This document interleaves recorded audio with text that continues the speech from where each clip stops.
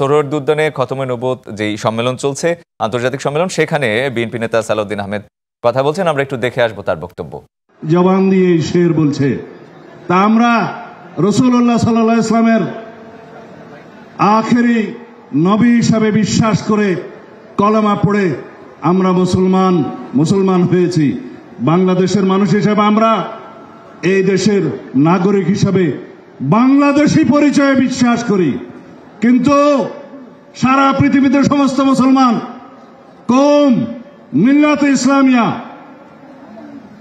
मजहब से मजहब जो नहीं तुम भी नहीं, जज्बाए बाहम नहीं, महफिले अंजुमान भी नहीं। এই হচ্ছে আমাদের শেষ বক্তব্য। আল্লামা ইকবালের ভাষায় বলছে, যদি মিল্লাত ইসলামী আমরা একাট্টা থাকি, সারা পৃথিবীতে আমাদের শক্তি। আমরা এই কওম হিসাবে, মুসলমান হিসাবে পৃথিবীতে বিভক্তির কারণে আজকে প্যালেস্টাইন আমাদেরকে হত্যা করছে, গাজাতে নির্মম হত্যাযজ্ঞ চলছে, সারা পৃথিবীর বিভিন্ন জায়গায় আমাদের রোহিঙ্গা ভাইদেরকে হত্যাযজ্ঞে শিকার হতে হচ্ছে শুধু আমাদের দুর্বলতার কারণে। যাই হোক, আপনারা যেটা শুনতে চাচ্ছেন সেটা বলি।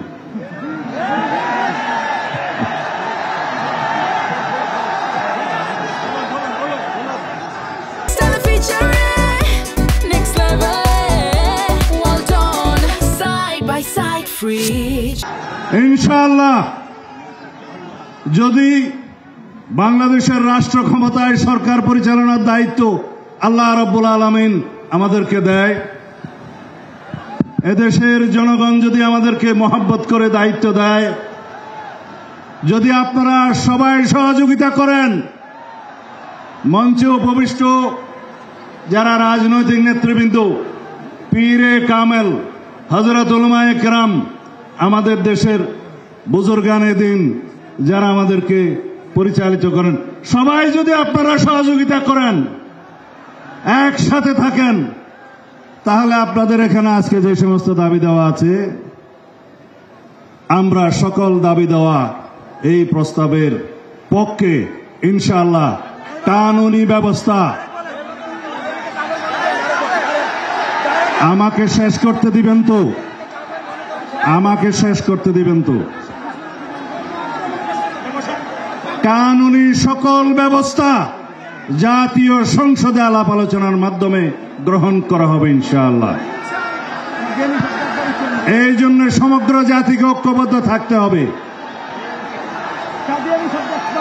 যাই হোক, আপনারা যে ভাষায় আমাকে কথা বলতে বলছেন সেটা আইনের ভাষা না। আইনের ভাষা হচ্ছে এগুলো কার্যকর করার জন্য, এই প্রস্তাব গ্রহণ করার জন্য সবাইকে ঐক্যবদ্ধ থাকতে হবে, জাতীয় সংসদে সবাইকে ঐক্যবদ্ধ থাকতে হবে এবং সারা বাংলাদেশের মুসলমানদেরকে ঐক্যবদ্ধ থাকতে হবে।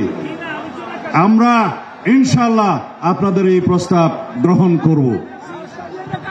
কাদিয়ানীদের মুসলিম ঘোষণা সুস্পষ্ট ব্যবস্থার কথা বলতে চাই। আমি আগেই বলেছি, যারা রাসূলুল্লাহ সাল্লাল্লাহু আলাইহি ওয়াসাল্লামের পক্ষে নয় তারা মুসলমান হতে পারে না। খোদা হাফেজ, বাংলাদেশ জিন্দাবাদ।